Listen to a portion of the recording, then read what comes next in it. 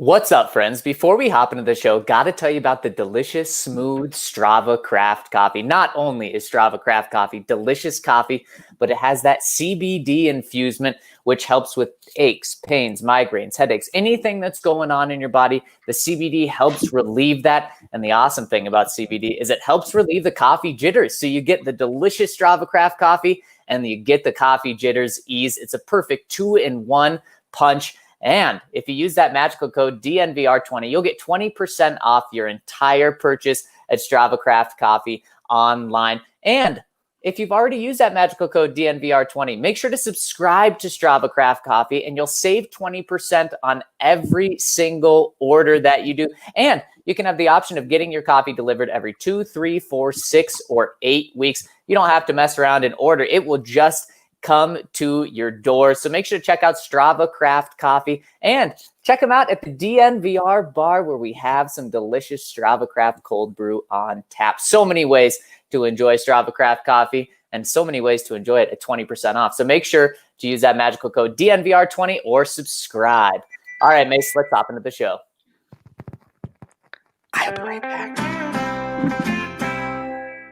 Broncos Country is sitting in the south stands, drinking the Coors from Mile High. The best part of the weekend, hugging a perfect stranger, they become a friend, having a good time when the orange and blue WIN. Tuning in every day with the good folks down at DNVR. Welcome into the DNVR Broncos podcast on this terrific Thursday. Football is here, Mace. I'm your host, Zac Stevens, joined by my main man, Andrew Mason. And before we hop into the show, got to tell you about our presenting sponsor, MSU Denver Online. MSU Denver Online puts a dynamic education at your fingertips without forcing you to decide between earning a degree and living your life. And we have a couple people at DNVR taking some classes at MSU Denver, and they say exactly that they cater the classes around your life. You don't have to change your life in order to take classes at MSU Denver. And they teach you real world information. They don't just teach you out of a book. Their professors are working in the fields that they teach. So they teach you what you need to know. Isn't that why you go to school, is to learn what you need to know after? And that's what MSU Denver Online attacks. So make sure to check them out at msudenver.edu/online to see all they have to offer, including over 40 online and hybrid programs and 750 classes. So check them out, msudenver.edu/online. My boy, Mace, what's up? We got football today. The NFL is back, baby. Yeah, it's weird, though. Without preseason, Zach, my rhythm is completely off. It's great that there's going to be a game that counts tonight.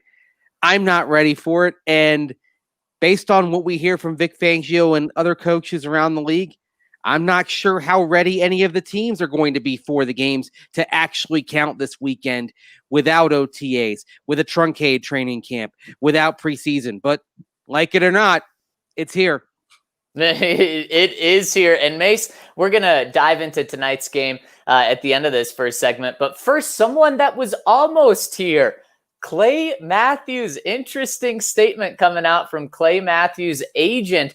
He said, "We recently had communication with the Broncos, as we have with other teams during this offseason. We were under the impression that the communication would remain private, but since it did not, let me be clear. We were unable to come to an agreement with Denver, but Clay remains open to playing in the NFL in 2020, provided it's the right opportunity for him and his family." So, Mace, the Broncos tried to sign Clay Matthews, and he said no. Yeah, one word I would remove from what you said, Zach, was almost, because I don't think it was particularly close to Clay Matthews becoming a Bronco. I think there was interest, but it wasn't close to happening. And, I think there are going to be some people in Broncos country who probably take it a little bit personally that Clay Matthews doesn't want to be a Bronco. But you know what? This is not the 2015 Broncos. This is not a team that is close to a Super Bowl. I think it'll be a playoff team, but you're Clay Matthews. You've got a Super Bowl ring on your finger from earlier in your career with the Green Bay Packers. You will sit and wait for the perfect situation. And you know what? The other thing with Clay Matthews is this. The perfect situation might actually be a few weeks in coming for him, because this is a guy who he had 8 sacks last year, and 7 of them were clustered right there in the first 6 games. And then he only had 1 after that. So part of it is family considerations. I think that is completely legitimate for Clay Matthews, only wanting the right situation. But maybe he's thinking in terms of, I've got maybe a handful of really good games here. If I come back, it's going to be later on in the season down the line. So if the Broncos are doing well, if they get off to a better than expected start, maybe you pick up the phone again and call. But right now, just doesn't appear to be the right time and place. Well, and Mace, that's why Clay Matthews probably is holding out. The Broncos' perspective, they're probably saying, look, buddy, we're opening day right now of the NFL season, and you're not signed. Here's a cheap, maybe veteran minimum deal, maybe, $3-4 million bucks. And Clay Matthews is saying the opposite. He's saying, no, I'm choosing my spot. Yeah. I'm being picky. It's not that teams don't want me. So I could totally see you being right, Mace, about the almost not really being true, how they could have been so far apart. And you're right. He did have a good spurt last year. Do you want that good spurt from Clay Matthews weeks 1 to 6, or would you prefer it in weeks 6 or 10 to 16? Yeah, and I imagine the money might be the same if he comes back halfway through the season than right now. And for somebody who's earned north of $84 million over the course of his career, and by all accounts has invested it well, league minimum or a little bit more than that just to play from the start of the season. And also to play for a team that hasn't had a playoff appearance since Peyton Manning walked out that door. And unfortunately for the Broncos, this is still part of the perception they have league-wide. Yeah. Until that changes, that they're perceived as a team that has lost its way a bit and hasn't had even a winning season since 2016. And so it's not a team that is in a position to get Evan Mathis or that type of player late in the preseason as they did in 2015. But it's incumbent upon this year's Broncos to change that. Yep, you're 100% right, Mason. Speaking of this year's Broncos, Monday night is quickly approaching. Mason, we've talked to some players and coaches this week about the game, and I want to talk to you. We got to start breaking this game down, Mace. So the simple question to you is, how do the Broncos win on Monday night and start 1-0? Okay, well, the first thing you do is you have to take away the primary gear that drives the Titans, and it's Derrick Henry. And you know what? The Broncos did a really good job of that last year in Week 6.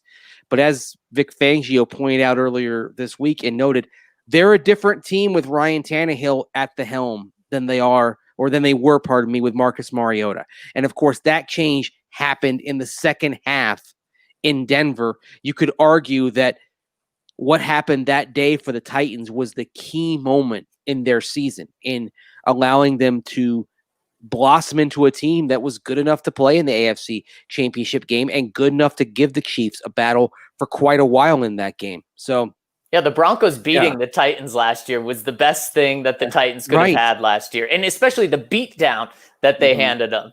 Yeah, and the funny thing was, remember when the Titans came into that game, Marcus Mariota had a good passer rating and not much else going on, but that was the justification for keeping him in the lineup. Yep. And then that day he was just dreadful. So it was an easy call to make. And you can even look at that game, and Tannehill and the Broncos picked off Tannehill, of course, down the stretch of that game. That is true. But if Tannehill comes in earlier in that game, Zach, the outcome might have been different because they were moving the ball much better with Tannehill at the controls. The Broncos were playing back a little bit, but the offense had more verve, more confidence, more of everything that you need with Tannehill in there. And then that bore itself out. And Tannehill's style ended up being a perfect complement for Derrick Henry, A, because he was able to basically be another runner because he has that mobility, and B, because he was very good on the deep ball and very good in particular throwing to A.J. Brown, and Brown emerging as a viable deep threat. a guy who was in the neighborhood of 20 yards a catch last year as a rookie, and then continued to make plays in the playoffs. That's what's different, because now it's not pick your poison. They don't have an array of targets that can beat you, but you have the vertical passing game that historically has been such a good complement to a power running game with Derrick Henry. So now the linebackers and safeties have more to think about when they go up against the Titans, and that's what's really different, and why I don't think you can simply expect the same kind of game that you saw last October at Mile High. That's exactly what Broncos fans need to wipe out of their memory entirely. This is a completely different team. And I mean, it starts with the quarterback. You didn't have Ryan Tannehill start that game last year. And then once Ryan Tannehill got in the groove, Mace, the Titans offense was nearly unstoppable because they were doing everything right. And now, of course, when you go up against the Chiefs, you got to be pretty much more than unstoppable. You have to be just incredible. And they weren't able to do that. But Mace, in week 10 on from last year, when Ryan Tannehill, it was really his offense. Every time Derrick Henry rushed for over 100 yards, the Titans were 7-0. The two games that Derrick Henry didn't get 100 yards, they lost, including that AFC Championship game. And that's what they relied on. Was it starts, ends, everything in the middle is with Derrick Henry. If you stop Derrick Henry, well, then Ryan Tannehill isn't going to be able to just unleash the deep ball in good situations. He's not going to not have pressure around him. One of the things that Ryan Tannehill did so well last year was he didn't make mistakes. Well, because he wasn't under pressure, because the running game was going. So when he dropped back, the defense wasn't ready for it. You had open receivers, and he was making good decisions. So you need to stop Derrick Henry first and foremost. And it stinks not having Von Miller out there, because Von Miller's a very underrated run block or run stuffer. And same with Bradley Chubb. Now, while he is expected to be out there, if he's not 100%, he's also a very good run stuffer. So you need to bring the safeties up. If you get beat, if Ryan Tannehill beats you in this game, Mace, okay. Congratulations to Ryan Tannehill. Don't get beat by Derrick Henry. Yeah, and that's a great point, because if you look at the Titans' record last year, when after Tannehill came in, when they had under 200 passing yards, and this accounts for sacks as well. This is just the team passing yardage total. Do you know what their record was when they had fewer than 200 passing yards with Ryan Tannehill starting? Hit me with it. 5-0. Oh my gosh. That is the total opposite of the NFL in 2019. So, but in those games, he was just effective enough, even though sometimes it was highly limited, like in that Patriot playoff game in the wild card round when he only threw the ball 15 times. Incredible. And completed 8 of them.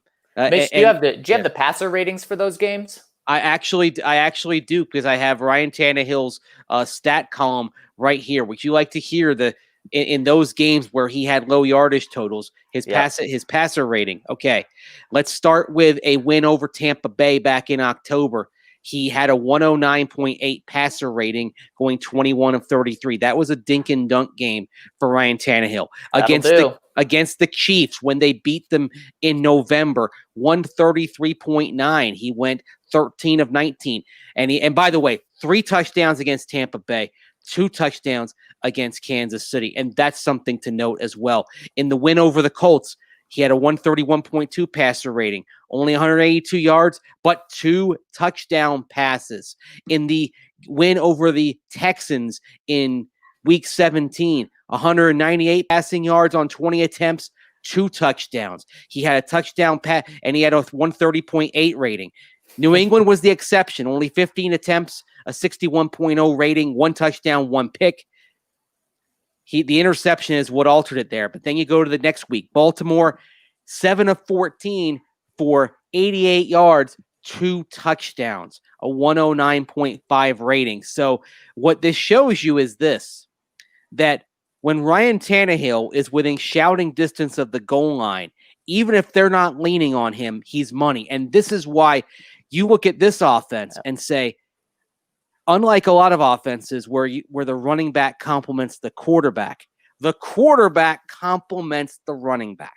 Yeah, I mean, It's how often? Very old school. How often are you saying, Mace, let's have the quarterback beat us in this game? You would never say that when talking about the Kansas City Chiefs. Never. I mean, if Clyde Edwards-Helaire beats the Broncos this year and you shut down Patrick Mahomes, you hold him to under 200 yards, well, good job, Clyde. You're not saying anywhere close to that with this Tennessee Titans team. You are saying Derrick Henry, you have to stop him. And Mace, not only was Derrick Henry going for over 100 yards in those games last year, in those 7 wins, he was averaging 170 rushing yards. Yeah. Just think about that. For 7 games, he averaged 170 rushing yards. So he is just blowing defenses away. Now, of course, the Broncos did hold him to 28 yards. But like I said earlier, erase that game out of your memory. And in the 2 losses that the Titans had, he was held way under 100 yards, 77 and a half rushing yards for Derrick Henry in those 2 games. He combined for 155 yards in those 2 losses. That's less than what he averaged in the win. So it should be pretty clear that if the Broncos are going to win or lose this game, if Derrick Henry's going off, the Broncos aren't going to win, in my opinion. If Derrick Henry is stuffed, you don't even have to stuff him for 28 yards. Just hold him below 100. Then you're going to win because Ryan Tannehill is going to be forced to win this game. And it does hurt not having Vaughn to put that pressure on. But it's just as simple as that. And Mace, can the Broncos do it? Absolutely. The Broncos can do it.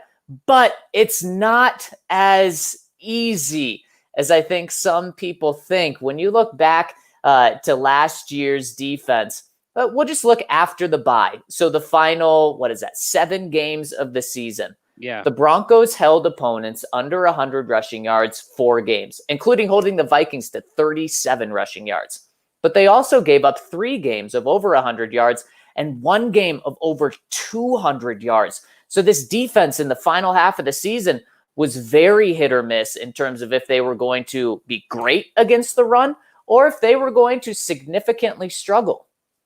Yeah, of course, it was hit or miss early in the season because you remember Leonard Fournette running all over this team in week 4 last year. And, oh, by the way, you're going to see Leonard Fournette in 2.5 weeks when the Bucs come in. There are a lot of things that have happened with the Bucs and how they've developed that are not good news for the Broncos when they come in. But we will deal with that in week 3. Right now, Derrick Henry is the challenge.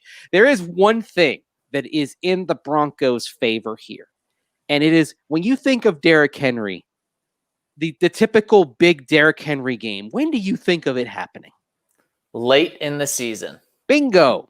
Because that cluster of games that you're talking about, that happened down the stretch. And in fact, last year, Zach, including the playoffs, Derrick Henry averaged over 5 yards a carry 8 times.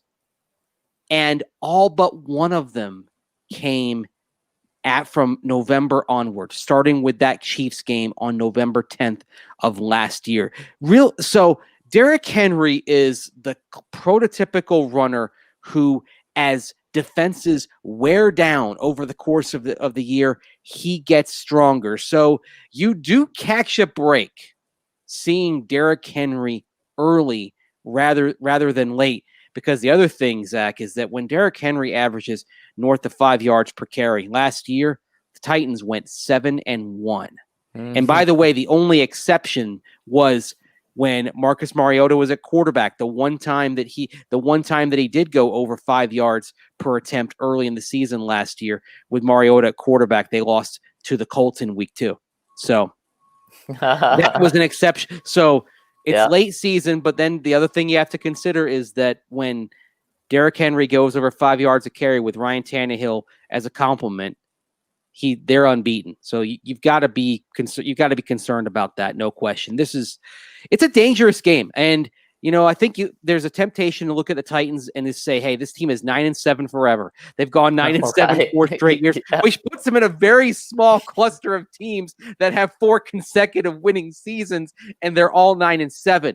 But I do believe that in terms of what the Titans can expect this year, that what we saw in the postseason and what we saw in the second half of the year with Tannehill is more indicative of what they can be than the team that came into Denver early in the year. So I don't think they go 9-7 this year, Zach. I actually have them going 11-5.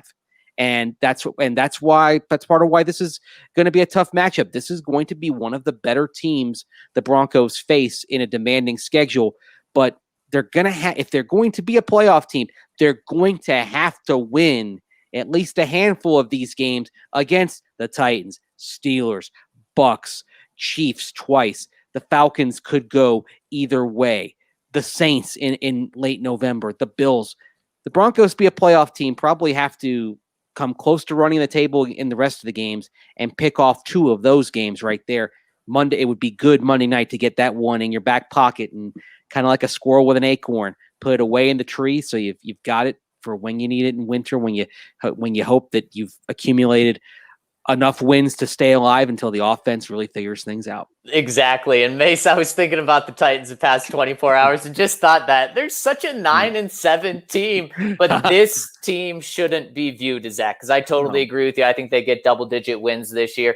And Mace, I want to get your pick of the game tomorrow. So stay tuned for that. But I do want to get a pick from you right now on tonight's game. This is going to be my DraftKings Sportsbook pick of the week right now. Of course, you got the Chiefs hosting the Houston Texans with fans in the stands. Chiefs, as the Super Bowl champs, are 9.5-point favorites. My DraftKings Sportsbook pick of the week is the Chiefs. Give me the Chiefs. They're going to win by 10 or more points. I don't think this is a game that they come out slow. I think this is a game, I guess even if they come out slow, that they are going to want to put it on. They're going to want to put a show on. And while Deshaun Watson is very, very good, earned the contract that he's got, Mace, they've had some turnover on the offense.